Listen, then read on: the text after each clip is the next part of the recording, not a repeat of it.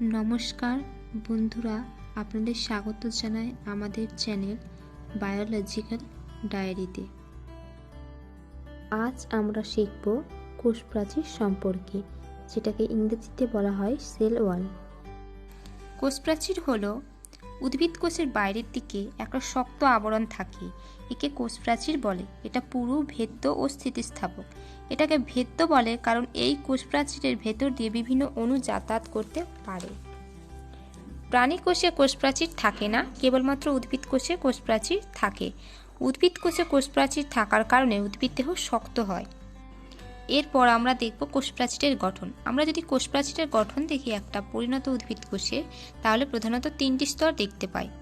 1 মধ্যচ্ছদা বা মধ্য পর্দা, 2 প্রাথমিক কোষ প্রাচীর, 3 গৌণ কোষ প্রাচীর।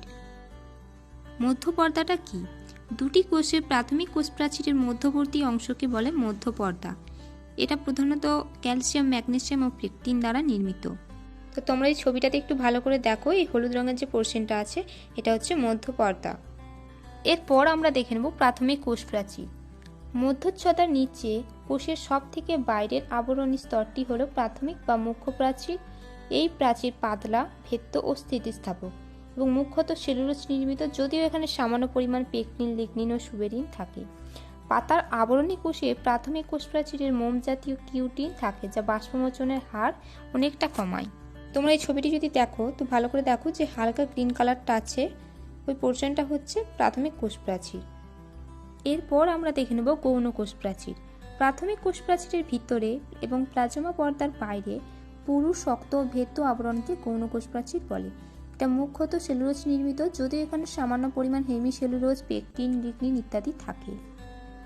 তোমরা এই ছবিটিতে ভালো করে দেখো, এখানে যে মেরুন কালারের যে পোর্শনটা আছে ওটা হচ্ছে গৌণ কোষ প্রাচীর। এরপর আমরা দেখে নেব কোষ প্রাচীরের পরাণু গঠন। একটা কোষ প্রাচীরের পরাণু গঠন দেখলে আমরা দেখতে পাবো কোষ প্রাচীরের প্রধান উপাদান হলো সেলুলোজ, যা এটা একটা ধরনের পলিস্যাকারাইড। এই পলিস্যাকারাইডটি প্রায় 3000 গ্লুকোজ অণু দিয়ে তৈরি। এরপর দেখব যে প্রায় 100টি সেলুলোজ অণু শৃঙ্খলের আকারে এবং সমান্তরালভাবে থেকে মাইসেলি নামে অতি সূক্ষ্ম একটা গুচ্ছ গঠন করে। প্রায় 20টি মাইসেলি একত্রিত হয়ে মাইক্রোফাইব্রিল গঠন করে এবং মাইক্রোফাইব্রিলগুলি গুচ্ছাকারে ম্যাক্রোফাইব্রিল গঠন করে।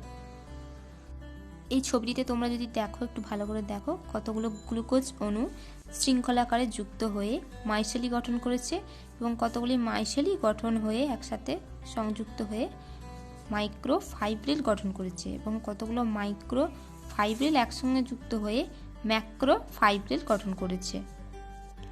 এরপর আমরা দেখব প্লাজমোডেসমাটা কি। প্লাজমোডেসমাটা হলো কোষ প্রাচীরে অসংখ্য ক্ষুদ্র ছিদ্র থাকে। পাশাপাশি অবস্থিত দুটি উদ্ভিদ কোষের মধ্যে ছিদ্রপথ দিয়ে সাইটোপ্লাজমীয় পদার্থ চলাচল করতে পারে।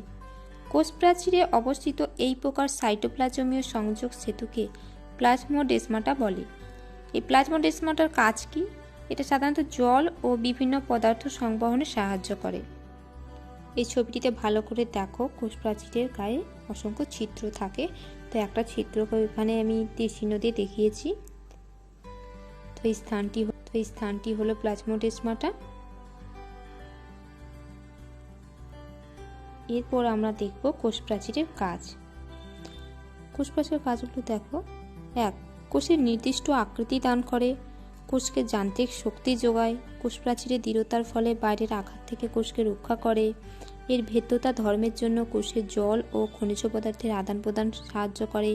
কোষ প্রাচীরের প্লাজমোডেসমাটা দুটি পাশাপাশি কোষের সংযোগ স্থাপন করে। কোষ প্রাচীরে কিউটিন ও সুবেরিনের উপস্থিতিতে বাষ্পমোচনের হার কমে এবং উদ্ভিদ দেহে জল সংরক্ষিত হয়। আমাদের সাথে জুড়ে থাকতে এবং বায়োলজি সম্বন্ধে আরও বিশদ শিখতে সাবস্ক্রাইব করুন আমাদের চ্যানেল বায়ো ডায়েরি।